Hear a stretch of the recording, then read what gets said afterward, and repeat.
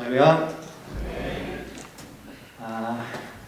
제가 오늘은 이 밑에서 우리 예배자로 예배를 드렸는데 아래에 있는 것이 훨씬 더 은혜스럽습니다.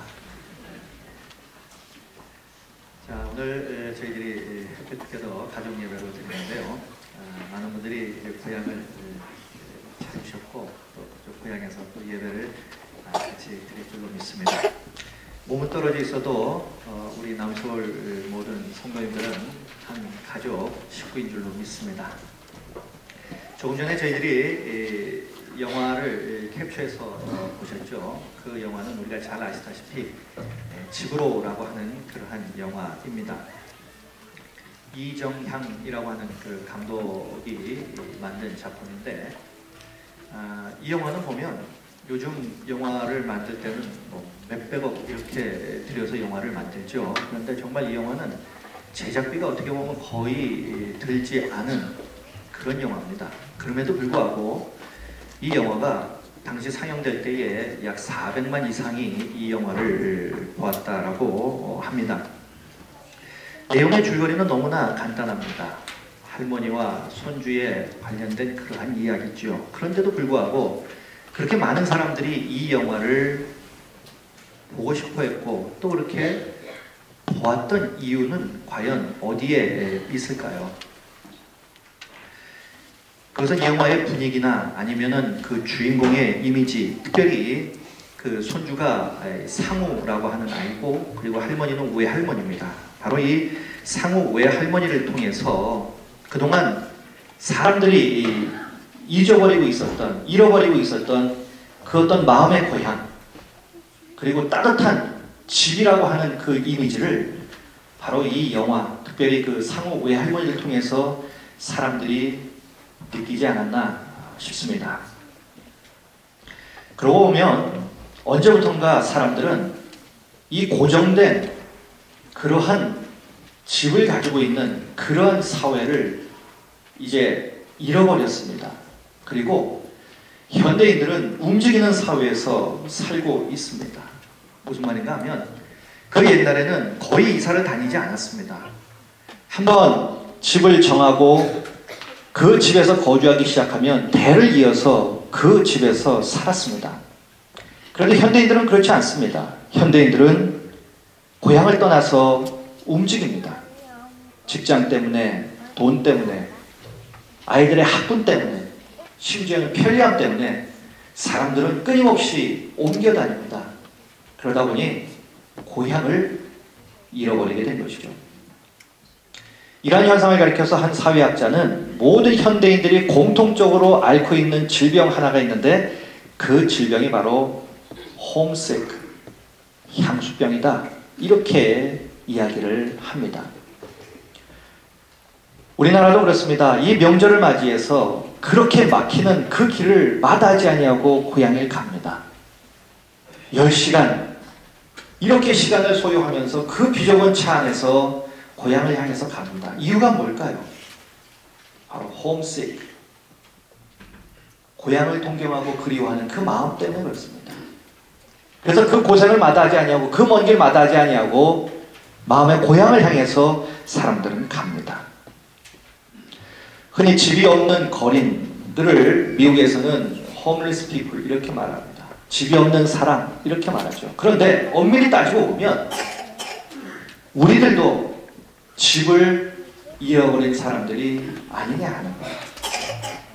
다 집은 있습니다만 그 집이라고 하는 것이 잠시 안식을 위해서 들어가서 잠자고 또 새벽같이 나와서 직장에 가는 그러한 현대인들, 어떻게 보면 가정이라고 하는, 집이라고 하는 것이 여행수처럼 잠시 쉬었다가 다시 일터로 나가는 그러한 징검다리 역할을 하는 것밖에 되지 않는 그런 집은 아니냐 하는 거예요. 요즘 현대인들의 삶을 보면 그렇습니다. 집에 있는 시간보다 일터에 있는 시간들이 훨씬 더 많아요. 집을 잃어버린 사람들, 고향을 잃어버렸죠. 이것은 사람들로 하여금 참된 집, 그리고 마음의 고향, 그것에 대한 목마름을 갖게 한다는 것입니다. 그래서 조금 전에 보셨던 그 집으로라는 그 영화가 별 내용도 없음에도 불구하고 사람들은 그 영화를 보며 가슴 저미고 눈물을 흘리고 마음의 고향을 그리워합니다. 우리가 잘 아시다시피 하나님은 이 땅에 최초의 공동체를 만드셨습니다. 친히 만드신 최초의 공동체, 그것은 가정입니다. 이 가정이 그래서 모든 인간의 공동체의 근간이 되게 하셨습니다. 그리고 하나님께서 친히 또 다른 공동체를 만드셨는데 그것은 바로 교회입니다. 이 교회는 바로 가정을 기본 설계도로 해서 하나님은 교회를 만드셨습니다. 그러니까 교회 안에 그 교회를 들여다보면 가정이 갖고 있는 그 가정의 모든 성격이 교회 안에 그대로 되어 있습니다. 저희 교회만 해도 한 세기가 같이 신앙생활을 하는 그러한 공동체입니다. 갓 태어난 아이부터 100세가 되신 어르신, 1세기가 이 100년이 이 공동체 안에서 공존한다는 것이죠. 그래서 디모데전서 3장 15절에 보면 이렇게 말합니다. 교회가 곧 집이다. 그리고 그 집 주인은 하나님이다. 그래서 교회를 하나님의 집이라고 말씀을 하고 있습니다. 그런데 이 집의 주인은 바로 하나님이신 우리 아버지이고요. 그리고 우리는 그 하나님 아버지의 자녀들이라고 하는 것입니다. 예수 그리스도의 핏값으로 구원을 받은 우리 모두는 바로 예수 그리스도의 보혈로 말미암아 우리는 한 분 하나님을 모시고 신앙생활하는 우리는 형제 자매요 그리고 가족이 되었다는 것입니다. 하나님을 아버지로 함께 모시고 교회라는 집에서 함께 생활하는 가족이 되었다는 것입니다. 그래서 우리는요, 한 분 하나님의 자녀들인 하나님의 남서울 가족인 것입니다. 그래서 우리는 남서울교회를 교회 가정이라고 부를 수 있는 것입니다. 그렇다면 이 교회 가정은 무엇으로 세워져야 하는 거냐 하는 거예요. 역시 디모데전서 3장 15절에 보면 교회는 진리의 기둥과 터로 세워진다 이렇게 말씀합니다.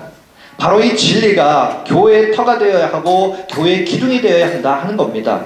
터는 기둥을 받쳐주죠. 그리고 기둥은 지붕을 받쳐줘서 집을 만들게 됩니다. 뿐만 아니라 우리 주님께서는요, 요한복음 17장 17절에서 이렇게 말씀을 합니다. 아버지의 말씀이 곧 진리다. 아버지의 말씀이 곧 진리다.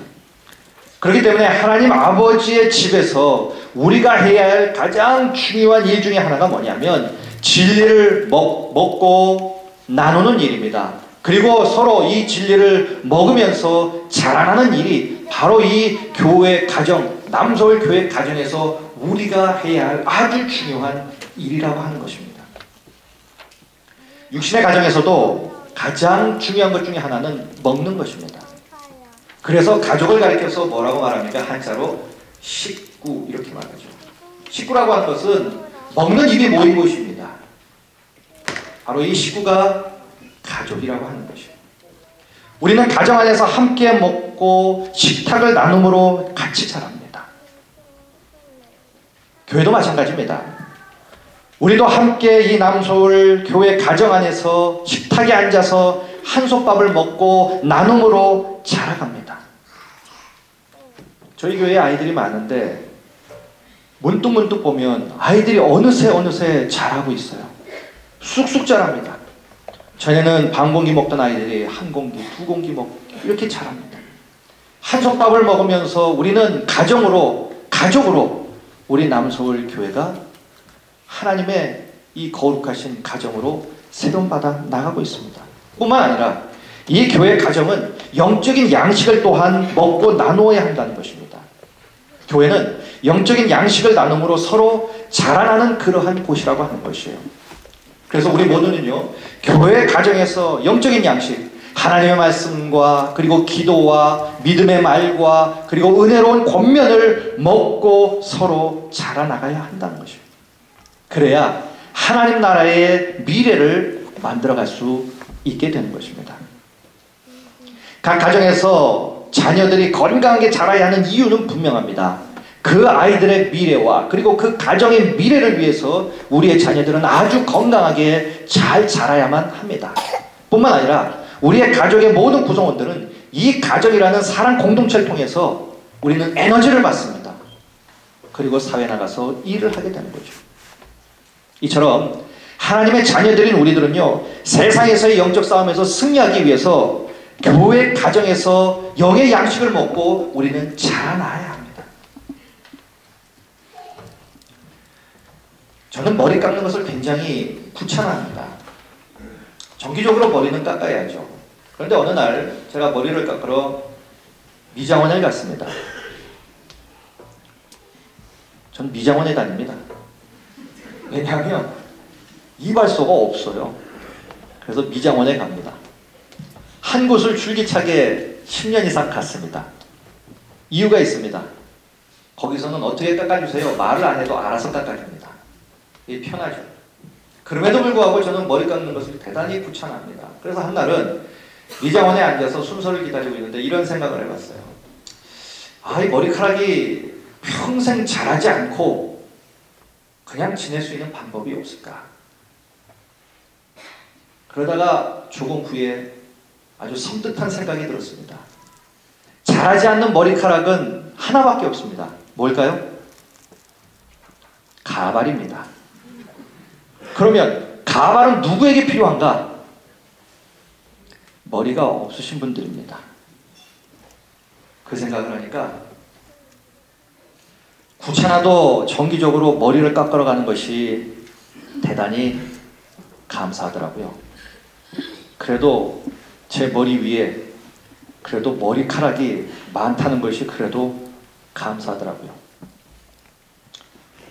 사랑하는 성도 여러분, 자라야 할 것이 자라지 않으면 큰일이 납니다. 우리 아이들이 부지런히 영의 양식과 육의 양식을 먹고 자라야 하는데 아이가 자라지 않아요. 그것은 병입니다. 심각한 병이에요.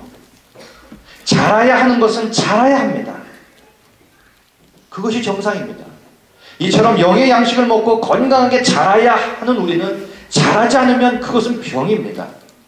큰일 나는 일이에요. 그렇게 되면 우리는 영적으로 병이 든 것입니다. 그렇게 되면 세상 나가서 우리는 날마다 패하며 살 수밖에 없는 그러한 사람들이 될 수밖에 없어요. 그래서 교회라고 하는 이 가정에서 우리는 영의 양식을 먹고 자라야 합니다. 그래서 우리에게는 교회라고 하는 이 가정이 정말로 필요한 이유인 거예요. 우리에게 왜 이 교회라는 가정이 꼭 필요한가? 오늘 본문은 그것을 우리에게 교훈해 줍니다. 자, 오늘 본문은 이렇게 시작하죠. 두 사람이 한 사람보다 낫다. 이렇게 선언을 하고 무엇으로 마무리합니까? 세 겹줄은 끊어지지 아니한다. 오늘 본문은 왜 우리에게 교회라고 하는 가정이 꼭 필요한지를 우리에게 교훈합니다. 오늘 제가 두 가지를 말씀드리겠습니다. 첫째, 우리에게 교회라고 하는 가정이 꼭 필요한 이유는 피차 격려함으로 세워주기 위해서입니다. 피차 격려함으로 세워주기 위해서 우리에게는 교회라고 하는 가정이 꼭 필요합니다. 우리가 인생의 길을 걷다 보면 예외 없이 우리가 경험하는 것이 있습니다. 그것은 뭐냐 하면 바로 넘어지는 겁니다. 실패하는 거예요. 크든 작든 실패를 경험해보지 않은 분은 아무도 안 계실 것입니다. 그런데 문제는 넘어지느냐 넘어지지 않느냐가 문제가 아니라 넘어졌을 때 얼마나 빨리 일어설 수 있느냐가 우리에게는 문제입니다. 어떤 사람은 한번 넘어졌어요. 그런데 평생 일어나지 못하는 분도 있습니다.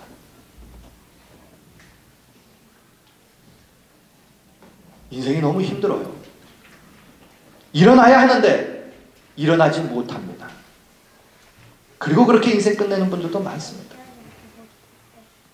또한 우리가 일어나고자 할 때에 나의 일어섬을 도울 수 있는 사람이 내 곁에 있느냐 하는 것은 우리 인생에 너무나 중요합니다. 그래서 오늘 보면 10절 끝부분에 보면 이렇게 말씀을 하죠. 일으킬 자가 없는 자에게는 화가 있으리라. 넘어졌을 때에 나를 일으켜 세워줄 자가 없는 자에게는 화가 있을 거라는 거예요. 이 말씀을 뒤집어서 말하면 무엇입니까? 인생의 길을 가다가 내가 넘어졌을 때에 넘어진 나의 손을 붙잡아 일으킬 사람이 내 곁에 있는 사람은 행복한 사람이라는 거예요. 이것이 바로 신앙 공동체 내에서의 교제의 중요성입니다. 우리가 왜 교회라고 하는 가정 안에서 우리가 왜 교제하며 더불어서 신앙 공동체 안에서 신앙생활을 해야 하느냐? 바로 이 이유 때문에 하는 거예요. 교회의 존재 기능 가운데 하나는 코이노니아라고 하는 것입니다. 이 코이노니아는 우리가 잘 아시다시피 쉽게 번역을 하면 교제라고 하는 의미를 가지고 있습니다. 그런데 이 코이노니아는 그저 교제, 친교 그 이상의 의미를 가지고 있습니다. 각자의 삶에 각자가 참여하는 것을 우리는 코이노니아 이렇게 말합니다.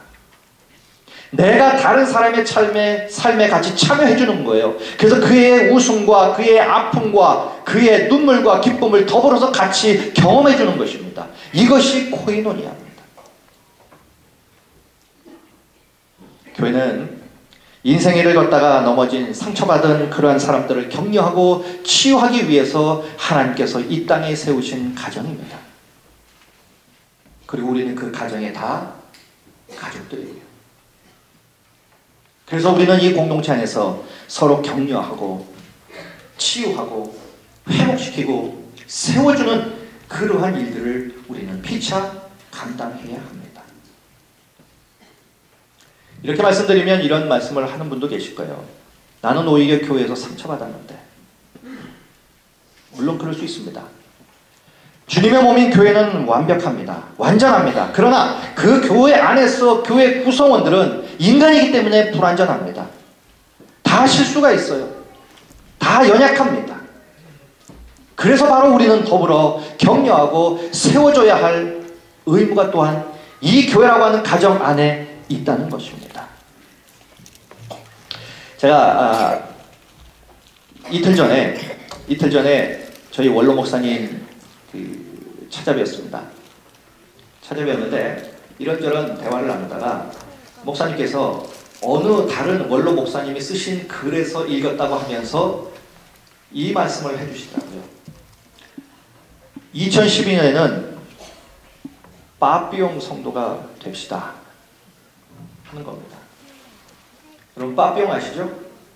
70년대에 나온 그 영화 빠삐용. 어느 한 섬에 죄수들이 갇혀 있는데 한 사람이 거기서 탈출하는 그런 영화 아닙니까? 그 빠삐용입니다. 그런데 빠삐용 성도가 되자는 것입니다. 그게 무슨 의미인가 했더니 빠삐용은 세 가지 의미의 이니셜 첫자 그것을 붙이면 빠삐용이 되는 겁니다. 첫째, 빠는 빠지지 맙시다. 모든 예배에 그리고 우리 구역 모임에 그리고 교회 안에서 있는 모든 그러한 모임에 빠지지 맙시다. 빠입니다. 자, 이 정도 말씀을 드리면 나머지 두 가지는 그냥 맞추실 것 같아요. B는 뭡니까? 네? 너무 잘 아시죠? 삐지지 맙시다. 제발 교회에서 좀 삐지지 좀 마세요. 삐지지 맙시다. 집안에서도 좀 제발 좀 삐지지 말았으면 좋겠어요. 나이가 들면 여자보다 남자가 더 잘 삐진답니다. 안 그렇습니까? 그래서 어떤 여자분은 자기 남편 보고 별명을 붙여줬어요. 삐돌이. 뭐 말만 하면 삐져가지고 별명 붙여줬어요. 삐돌이. 잘 삐진답니다. 삐지지 맙시다. 용은 뭘까요? 용서하며 삽시다. 자, 세 가지입니다. 빠지지 맙시다. 삐지지 맙시다. 용서하며 삽시다. 우리 2012년에는 빠병 성도로 좀 이렇게 신앙생활 하시길 축원드리겠습니다. 이러시면 교회는 정말 나에게 은혜가 되는 복된 가정이 될 수 있는 것입니다. 그래서 교회 생활 제일 못하는 방법이 있습니다. 제가 가르쳐 드릴게요. 교회 생활 제일 못하는 방법. 그것은 뭐냐면 교회까지 와서 사람 비판하고 정죄하는 겁니다. 이것이 교회 생활 제일 못하는 방법이에요. 일주일에 한 번 교회 공동체에 모입니다. 가족으로 우리가 모입니다. 6일 동안 어떻게 사셨습니까? 힘들게 사셨죠. 세상에서 얼마나 고달프게 살았습니까? 이렇게 6일 동안 세상 나가서 고달프게 살아서 은혜의 공동체 교회까지 와서 비판하고 정죄한다면 그 얼마나 속상하겠습니까? 얼마나 괴롭겠어요. 세상에서는 그런 소리 들어도 교회에서는 그런 소리 듣지 말아야죠. 세상에서는 그런 것을 내가 받았어도 교회에서만큼은 은혜를 서로 주고받아야죠. 그래서 교회 생활 제일 못하는 방법은 그겁니다. 교회까지 와서 정죄하고 비판하는 거예요. 오늘 본문은 오히려 우리에게 이렇게 말씀합니다. 11절에 보니까 두 사람이 함께 누우면 따뜻하대요. 이 말씀은요, 어떤 말씀이냐면 이런 의미예요. 이 말씀이 쓰인 곳은 팔레스타인입니다. 팔레스타인은 사막지대에 속합니다. 낮에는 태양빛이 내리쬐서 40도, 50도가 넘는 그러한 뜨거운 날씨입니다. 그러나 해가 떨어져서 밤이 되면 뼛속까지 있는 그러한 추위가 몰려옵니다. 그래서 이곳을 지나가는 행인들, 대상들, 무역을 하는 사람들은 중요한 것이 있었어요. 이 사람들이 그러한 광야에서 하룻밤을 묵을 때에 꼭 이 사람들이 하는 것이 있었습니다. 이 사람들은 서로 등을 돌려대고 그렇게 겨울을, 그 밤을 지냅니다. 왜냐하면 등을 서로 기대고 있으면 체온이 교환이 되거든요. 따뜻합니다. 그래서 그 추운 밤을 보낼 수 있게 되는 것이에요. 그래서 오늘 9절에서는 이렇게 말씀하죠. 두 사람이 한 사람보다 낫다. 두 사람이 한 사람보다 낫다. 서로 등을 마주대고 있으니까 체온을 교환하기 때문에 따뜻한 거예요. 그래서 이 팔레스타인을 오가는 이 유목민들에게 있어서 제일 중요한 것 중에 하나는 뭐였냐면 그곳을 지날 때에 반드시 그들은 친구를 만드는 것이 그들에게는 가장 중요한 일이었어요. 왜냐하면 밤에 얼어 죽지 않기 위해서. 얼어 죽지 않기 위해서. 서로가 체온을 교환할 그 친구를 만드는 것이 그들에게는 가장 중요한 일 중에 하나였습니다. 그렇다면 우리의 인생길은 어떻습니까? 함께 가야 할 동행자들이 우리에게도 필요하지 않을까요? 왜입니까? 우리가 가야 할 그 인생길은 너무 험하고 또한 춥기 때문입니다. 혼자의 힘으로 헤쳐나가기엔 너무 힘든 인생길이기 때문에 우리에게도 서로 체온을 나눠 가져야 할 동행자가 우리에게 필요하기 때문에 그렇습니다. 그래서 우리는 교회라고 하는 가정이 필요한 것이에요. 춥고 험한 인생길을 헤치고 천국까지 함께 갈 믿음의 동반자들이 있는 교회 가정이 그래서 우리에게 필요한 것입니다. 그래서 남서울교회가 우리에게 가정인 것입니다. 뿐만 아니라 두 번째, 왜 교회라고 하는 가정이 우리에게 필요하냐면 함께 승리하기 위해서 우리에겐 교회라고 하는 가정이 필요합니다. 조금 전에 말씀드렸습니다. 우리는 피차 격려함으로 서로를 세워준다고 말했습니다. 이 격려는 격려를 받는 사람만 유익이 아닙니다. 격려는 격려를 받는 사람뿐만 아니라 격려를 해주는 사람 또한 유익이 됩니다. 힘이 나요. 그래서 격려는 궁극적으로 두 사람을 함께 승리자로 만드는 소중한 비결입니다. 세상을 가리켜서 사람들은 적자 생존의 세상이라고 말합니다. 내가 약한 자를 올라서고 해야 내가 성공할 수 있다는 것이에요. 이런 사회 속에서 기독교적인 마인드를 갖고 있었던 리더십 전문가들이 무슨 전략을 내놨냐면 소위 말해서 윈윈 전략이라고 하는 것을 내놨습니다. 적자 생존이 아니라 다 같이 사는 겁니다. 네가 죽어야 내가 사는 것이 아니라 너도 살고 나도 사는 전략을 만드는 거예요. 다 같이 승리자가 되는 거예요. 이걸 하는 거죠. 저는 함께 승리하는 대표적인 인간관계가 저는 부부관계라고 봅니다. 여러분 가정에서 부부싸움하면 누가 이기십니까?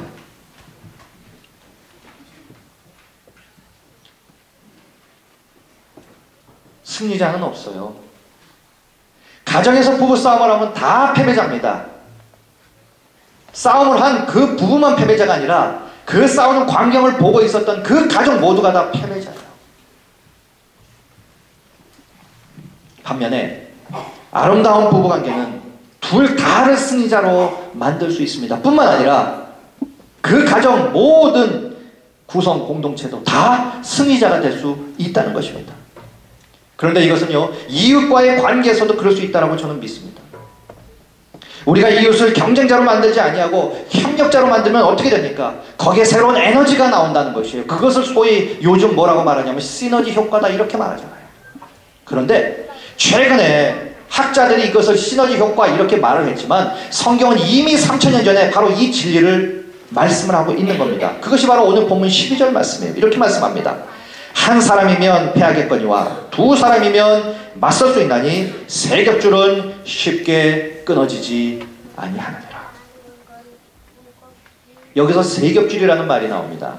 저는 이 세 겹줄이라는 의미를 이렇게 저는 해석해서 말씀드리고 싶습니다. 이 세 겹줄이라는 말의 의미는 믿음의 두 사람이 함께 하면 거기에 우리 주님이 함께 가세를 해 주신다는 것이에요. 그래서 우리 주님과 함께 우리는 삼겹줄을 이룰 수 있다는 것이에요. 이렇게 주님과 함께 삼겹줄을 이룬 믿음의 우리들은 결코 끊어지지 않는 거예요. 패하지 않는다는 것입니다. 우리가 함께하고 거기에 우리 주님이 함께 하신다면 두려울 것이 없다는 것입니다. 그런데 제가 삼겹줄을 이렇게 해석을 했지만 사실 이것은 우리 주님의 말씀이기도 합니다. 마태복음 18장 20절에 이런 말씀이 있죠. 두세 사람이 내 입으로 모인 것에는 나도 그들 중에 있느니라. 삼겹줄인 거예요.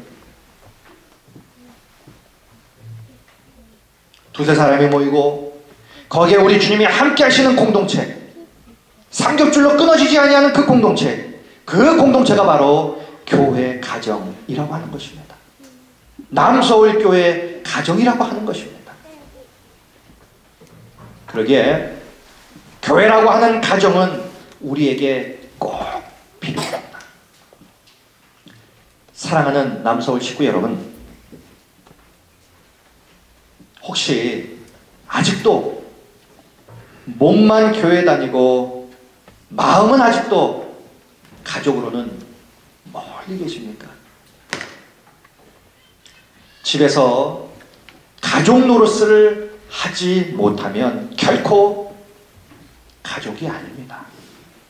그것은 손님이죠. 우리 모두는 손님이 아니라 가족이기를 원합니다. 그러게 이제부터 우리 모두를 한 분 하나님을 아버지로 모시고 남서울 가족으로 삼아주신 하나님의 뜻 안에서 우리 모두 가족으로 신앙생활을 하기를 소원합니다. 천국 가는 그날까지 함께 이 험한 세상을 함께 격려하며 세워주면서 승리의 삶을 살기 위해 우리 모두 남서울 가족으로 가족의 연을 하나님이 부르시는 그날까지 끝까지 이어가셨으면 좋겠습니다. 그래 우리 남서울 가정을 통하여 함께 웃고 함께 울고 함께 격려하며 함께 세워주는 복된 인생길을 함께 하시는 우리 모두가 되셨으면 정말 좋겠습니다. 사랑하는 남서울 식구 여러분, 우리는 한 분 하나님 안에서 우리는 한 가족입니다. 기도하시겠습니다.